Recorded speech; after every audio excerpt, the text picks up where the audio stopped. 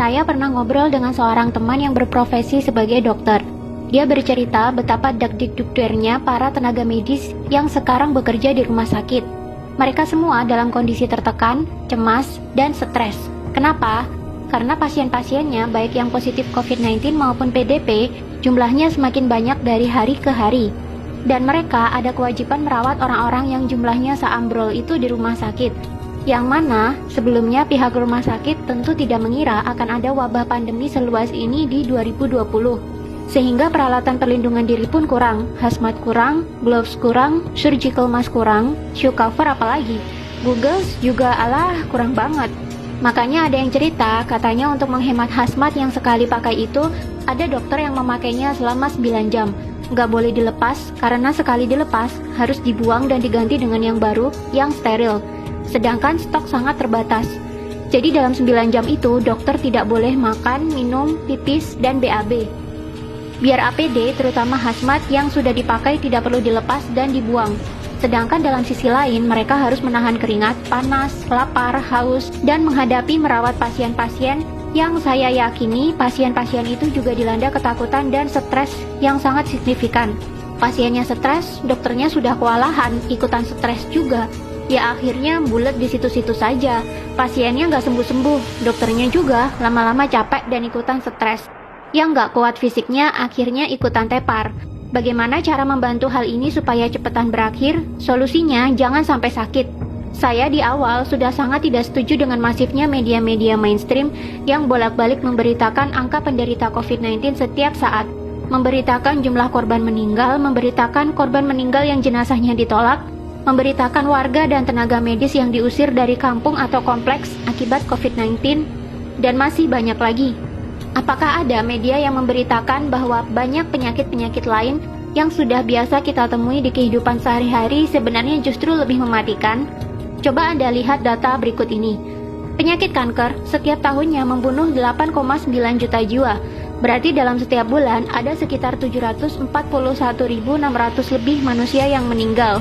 COVID-19 sejak jadi pandemi hingga April 27, 2020 membunuh hanya 198.842 jiwa saja. Silakan Anda cek sendiri di situs resmi WHO. Padahal, COVID-19 baru jadi pandemi dimulai sejak Januari 2020. Katakanlah sudah ada 3 bulan sampai sekarang, maka COVID-19 baru membunuh 66.000 orang setiap bulannya. Jumlahnya loh, cuma 8,9% dibandingkan dengan kematian akibat kanker. Dan sekarang sudah diterapkan lockdown di mana-mana yang katanya cara ini efektif menurunkan kurva paparan COVID-19. Walau sebenarnya kalau saya lihat skema lockdown juga curiga sih. Hehe. Karena akibat lockdown gini, masyarakat justru semakin takut dan ekonomi mandek. Kantor dan toko yang buka dipaksa tutup. Orang jadi nggak punya penghasilan. Karyawan dipotong gajinya. Pengusaha banyak yang bangkrut. Pemerintah jadinya harus sedia banyak dana, selain untuk kebutuhan medis, tapi juga untuk stimulus ekonomi dan bantuan warga terdampak PSBB, supaya orang-orang tidak kelaparan akibat tidak bisa cari nafkah. Kalau nggak ada dana, ya hutang dong.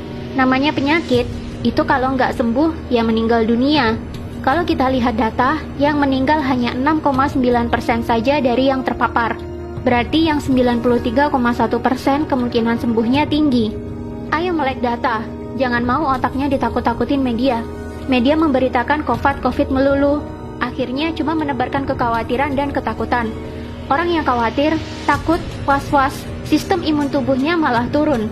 Akhirnya malah kena penyakit macam-macam. Kalau dia bolak-balik melihat berita COVID, dan dia jadi khawatir dan stres karena COVID, dia bisa saja malah kena COVID-19 sungguhan. Sistem imunnya kalah sama ketakutan dan stres. Jadi bagaimana solusinya supaya kita nggak sakit dan nggak merepotkan tim medis? Yang pertama, matikan televisi. Nggak usah nonton televisi kalau beritanya COVID melulu. Masih lebih mending kalian nonton drama Korea, walau sambil nangis-nangis kayak kecipratan bawang merah. Alihkan perhatian kalian ke hiburan-hiburan lain yang lebih menyenangkan. Nonton video-video satisfying di YouTube kek, nonton Panji Petualang kek, atau menghalurian nonton travel vlog di YouTube buat obat piknik kek. Yang kedua, selalu berpikirlah untuk happy. Happy is the key.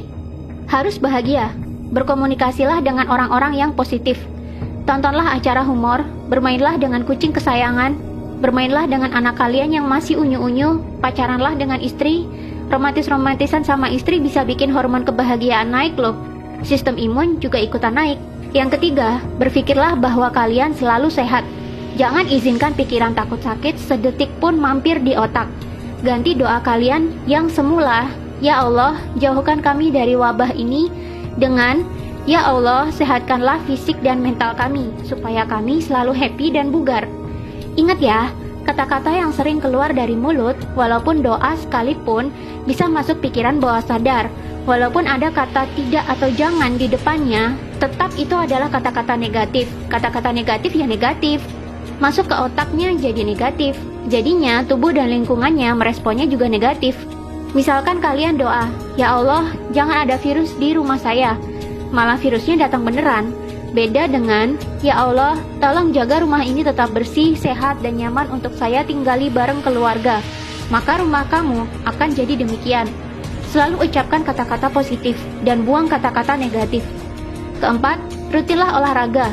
Olahraga dapat memproduksi hormon kebahagiaan dan memperbaiki metabolisme tubuh. Jiwa yang happy dan metabolisme tubuh yang baik akan menghasilkan imun tubuh yang kuat. Kelima, jaga kebersihan. Sering-sering cuci tangan pakai air dan sabun, tanpa rasa khawatir.